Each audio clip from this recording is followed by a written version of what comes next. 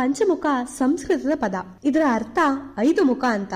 ಅಹಿರಾವಣನನ್ನ ಕೊಲ್ಲೋಕೆ ಹನುಮಂತ ಪಂಚಮುಖಿ ಅವತಾರವನ್ನ ತಾಳ್ತಾರೆ. ಅಹಿರಾವಣ ರಾವಣನ ತಮ್ಮ. ಅವನೊಬ್ಬ ದೊಡ್ಡ ರಾಕ್ಷಸ. ಅಹಿರಾವಣ ಪಾತಾಳ ಲೋಕದ ರಾಜ ಆಗಿರ್ತಾನೆ. ರಾಮಾಯಣದ ಯುದ್ಧದಲ್ಲಿ ಲಕ್ಷ್ಮಣ ರಾವಣನ ಮಗ ಇಂದ್ರಜಿತನನ್ನ ಕೊಲ್ತಾರೆ. ಆಗ ರಾವಣ ತನ್ನ ತಮ್ಮ ಅಹಿರಾವಣನ ಹತ್ರ ಹೋಗಿ ಸಹಾಯ ಕೇಳ್ತಾನೆ. ಈ ವಿಷಯ ವಿಭೀಷಣನಿಗೆ ಗೊತ್ತಾಗುತ್ತೆ. ತಕ್ಷಣ ವಿಭೀಷಣ ರಾಮ ಲಕ್ಷ್ಮಣರಿಗೆ ಅಹಿರಾವಣನ ಬಗ್ಗೆ ಹೇಳಿ ಎಚ್ಚರಿಸ್ತಾರೆ. ನಂತರ ವಿಭೀಷಣ ಆಂಜನೇಯನ ಹತ್ರ ಬಂದು ರಾಮ ಲಕ್ಷ್ಮಣ ಇರೋ ಜಾಗಕ್ಕೆ ಅನುಮತಿ ಇಲ್ಲದೆ ಯಾರಿಗೂ ಪ್ರವೇಶ ನೀಡಬೇಡ, ಜೋಪಾನವಾಗಿ ಅವರನ್ನ ಕಾವಲು ಕಾಯಿ, ಇಲ್ಲಿಗೆ ಯಾವಾಗ ಬೇಕಾದ್ರೂ ಅಹಿರಾವಣ ಬರ್ಬೋದು ಅಂತ ಹೇಳಿ ವಿಭೀಷಣ ಹೋಗ್ತಾರೆ. ಅಹಿರಾವಣ ರಾಮ ಲಕ್ಷ್ಮಣರ ಹತ್ರ ಹೋಗೋಕೆ ಎಷ್ಟೇ ಪ್ರಯತ್ನ ಪಟ್ರು ಹನುಮಂತ ಅದನ್ನ ತಡಿತಾರೆ. ಕೊನೆಗೆ ಅಹಿರಾವಣ ವಿಭೀಷಣನ ರೂಪದಲ್ಲಿ ಹನುಮಂತನ ಹತ್ರ ಹೋಗ್ತಾನೆ.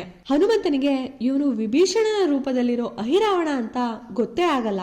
ರಾಮ ಲಕ್ಷ್ಮಣರಿರೋ ಕೊಠಡಿಗೆ ಹೋಗೋಕೆ ಅಹಿರಾವಣನನ್ನ ಬಿಡ್ತಾನೆ. ಅಹಿರಾವಣ ಒಳಗಡೆ ಹೋಗ್ತಾ ಇದ್ದಂಗೆ ರಾಮ ಲಕ್ಷ್ಮಣರನ್ನ ಅಪಹರಿಸಿ ಪಾತಾಳ ಲೋಕಕ್ಕೆ ಕರ್ಕೊಂಡು ಹೋಗ್ಬಿಡ್ತಾನೆ. ಈ ವಿಷಯ ಹನುಮಂತನಿಗೆ ಗೊತ್ತಾಗ್ತಾ ಇದ್ದಂಗೆ ಹನುಮಂತ ಓಡಿ ಬಂದು ವಿಭೀಷಣನಿಗೆ ಎಲ್ಲವನ್ನ ಹೇಳ್ತಾರೆ. ಆಗ ವಿಭೀಷಣ ಹೇಳ್ತಾರೆ, ಅವರನ್ನ ಬೇಗ ಕಾಪಾಡು ಹನುಮಂತ, ಇಲ್ಲ ಅಂದ್ರೆ ಅಹಿರಾವಣ ಅವರನ್ನ ಬಲಿ ಕೊಟ್ಬಿಡ್ತಾನೆ ಅಂತ ಹೇಳ್ತಾರೆ. ಹನುಮಂತ ರಾಮ ಲಕ್ಷ್ಮಣರ ರಕ್ಷಣೆಗೆ ಹೋಗ್ತಾರೆ. ಹನುಮಂತ ಪಾತಾಳ ಲೋಕಕ್ಕೆ ಹೋಗ್ತಾ ಇದ್ದಂಗೆ ಅವರನ್ನ ಬಾಗಿಲ ಹತ್ರನೇ ಒಂದು ವಿಚಿತ್ರ ಜೀವಿ ತಡೆಯುತ್ತೆ. ಆ ಜೀವಿ ಹೇಗಿರುತ್ತೆ ಅಂದ್ರೆ ಅದರ ಅರ್ಧ ದೇಹ ಮೊಸಳೆಯ ರೂಪದಲ್ಲಿ, ಇನ್ನರ್ಧ ದೇಹ ಕೋತಿಯ ರೂಪದಲ್ಲಿ ಇರುತ್ತೆ. ಅದು ಪಾತಾಳ ಲೋಕದ ಬಾಗಿಲನ್ನ ಕಾಯ್ತಾ ಇರುತ್ತೆ. ಹನುಮಂತನನ್ನ ಒಳಗಡೆ ಹೋಗೋಕೆ ಆ ಜೀವಿ ಬಿಡದೆ ಇದ್ದಾಗ ಹನುಮಂತ ಹೇಳ್ತಾರೆ, ಯಾರು ನೀನು? ರಾಮ ಲಕ್ಷ್ಮಣರ ರಕ್ಷಣೆಗೆ ನಾನ್ ಹೋಗ್ಬೇಕು, ನನ್ನನ್ನ ತಡಿಬೇಡ ಅಂದಾಗ ಆ ಜೀವಿ ಹೇಳುತ್ತೆ, ನನ್ನ ಹೆಸರು ಮಕರಧ್ವಜ, ನಾನು ಹನುಮಂತನ ಮಗ ಅಂತ ಹೇಳುತ್ತೆ. ತನ್ನ ಜೀವನದ ಪೂರ್ತಿ ಬ್ರಹ್ಮಚಾರಿಯಾಗಿದ್ದ ಹನುಮಂತನಿಗೆ ಇದನ್ನ ಕೇಳಿ ಆಶ್ಚರ್ಯ ಆಗುತ್ತೆ. ಆಗ ಮಕರಧ್ವಜ ಹೇಳ್ತಾನೆ, ಹನುಮಂತ ಲಂಕೆಯನ್ನ ತನ್ನ ಬಾಲದಲ್ಲಿ ಸುಟ್ಟು ಸಾಗರಕ್ಕೆ ಬಂದು ಮುಳುಗ್ದಾಗ ಹನುಮಂತನ ಒಂದು ಬೆವರ ಹನಿ ಮೊಸಳೆ ಅಂದ್ರೆ ಮಕರದ ಬಾಯಿಗೆ ಬೀಳುತ್ತೆ. ಮುಂದೆ ಆ ಮೊಸಳೆಗೆ ಒಂದು ಗಂಡು ಮಗು ಆಗುತ್ತೆ. ಅದೇ ನಾನು ಮಕರಧ್ವಜ. ಈಗ ನಾನು ಅಹಿರಾವಣ ಪಾತಾಳ ಲೋಕದಲ್ಲಿ ದ್ವಾರಪಾಲಕನಾಗಿದ್ದೀನಿ ಅಂತ ಮಕರಧ್ವಜ ಹನುಮಂತನಿಗೆ ಹೇಳ್ತಾನೆ. ಪಾತಾಳ ಲೋಕವನ್ನ ಪ್ರವೇಶ ಮಾಡೋದಕ್ಕೆ ಮಕರಧ್ವಜ ಹನುಮಂತನಿಗೆ ದಾರಿ ಬಿಡಲ್ಲ. ಅವರಿಬ್ಬರಿಗೂ ಹೊಡೆದಾಟ ಆಗುತ್ತೆ. ಮಕರಧ್ವಜನನ್ನ ಸೋಲಿಸಿ ಹನುಮಂತ ಪಾತಾಳ ಲೋಕಕ್ಕೆ ಪ್ರವೇಶ ಮಾಡ್ತಾರೆ. ಅಹಿರಾವಣ ತನ್ನ ಸೇನೆಯೊಂದಿಗೆ ಬಂದು ಹನುಮಂತನ ಜೊತೆ ಯುದ್ಧ ಮಾಡ್ತಾನೆ. ಈ ಸಮಯದಲ್ಲಿ ಹನುಮಂತನ ಸಹಾಯಕ್ಕೆ ಬರೋದು ಅಹಿರಾವಣನ ಹೆಂಡತಿ ಚಂದ್ರಸೇನ. ಚಂದ್ರಸೇನ ಹನುಮಂತನಿಗೆ ಅಹಿರಾವಣನನ್ನ ಕೊಲ್ಲುವ ರಹಸ್ಯ ತಿಳಿಸ್ತಾಳೆ. ಅಹಿರಾವಣನ ಪ್ರಾಣ ಇರೋದು 5 ಮೇಣದ ಬತ್ತಿಲಿ. ಆ 5 ಮೇಣದ ಬತ್ತಿನ ಅವನು 5 ದಿಕ್ಕಿನಲ್ಲಿ ಇಟ್ಟಿದ್ದಾನೆ. ಆ 5 ಮೇಣದ ಬತ್ತಿನ ಒಂದೇ ಸತಿ ಊದಿ ಆರಿಸಿದ್ರೆ ಮಾತ್ರ ಅವನ್ ಸಾಯೋದು. ಅಹಿರಾವಣನನ್ನ ಸಾಯಿಸೋಕೆ ಇದೊಂದೇ ದಾರಿ. ನೀನ್ ಎಷ್ಟೇ ಅವನ ಜೊತೆ ಹೊಡೆದಾಡಿದ್ರು ಅವನ್ ಸಾಯೋದಿಲ್ಲ ಅಂತ ಚಂದ್ರಸೇನ ಹನುಮಂತನಿಗೆ ಹೇಳ್ತಾರೆ.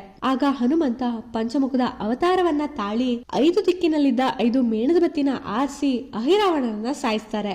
ನಂತರ ಹನುಮಂತ ಮಾಯಾವಿ ಶಕ್ತಿಯಿಂದ ಮೂರ್ಛೆಯಾಗಿದ್ದ ರಾಮ ಲಕ್ಷ್ಮಣರನ್ನ ಕಾಪಾಡ್ತಾರೆ. ಪಂಚಮುಖಿ ಅವತಾರದಲ್ಲಿ ಹನುಮಂತನ ಒಂದೊಂದು ಮುಖ ಒಂದೊಂದು ದೇವರ ರೂಪ ಮತ್ತದರ ಮಹತ್ವವನ್ನ ಪ್ರತಿನಿಧಿಸುತ್ತೆ. ಪೂರ್ವಕ್ಕೆ ಇರೋ ಮುಖ ಶ್ರೀ ಆಂಜನೇಯ, ಇದು ಪಾಪದ ಎಲ್ಲಾ ದೋಷವನ್ನ ತೆಗೆದುಹಾಕಿ ಮನಸ್ಸಿಗೆ ಶುದ್ಧತೆಯನ್ನ ಕೊಡುತ್ತೆ. ದಕ್ಷಿಣಕ್ಕೆ ಇರುವ ಮುಖ ಶ್ರೀ ನರಸಿಂಹ, ಇದು ಶತ್ರುಗಳ ಭಯ ಹೋಗಿಸಿ ವಿಜಯವನ್ನ ನೀಡುತ್ತೆ. ಪಶ್ಚಿಮ ದಿಕ್ಕಿಗೆ ಇರುವ ಮುಖ ಶ್ರೀ ಮಹಾವೀರ ಗರುಡ, ಇದು ಮಾಟಾ ಮಂತ್ರದ ಪ್ರಭಾವವನ್ನ ತೆಗೆದುಹಾಕುತ್ತೆ. ಉತ್ತರಕ್ಕೆ ಇರುವ ಮುಖ ಶ್ರೀ ಲಕ್ಷ್ಮೀ ವರಾಹಮೂರ್ತಿ, ಇದು ಗ್ರಹಗಳ ಕೆಟ್ಟ ಪ್ರಭಾವದಿಂದ ನಮಗಾಗೋ ತೊಂದರೆನ ದೂರ ಇಟ್ಟು ಅಷ್ಟೈಶ್ವರ್ಯ ಸಮೃದ್ಧಿಯನ್ನ ನೀಡುತ್ತೆ.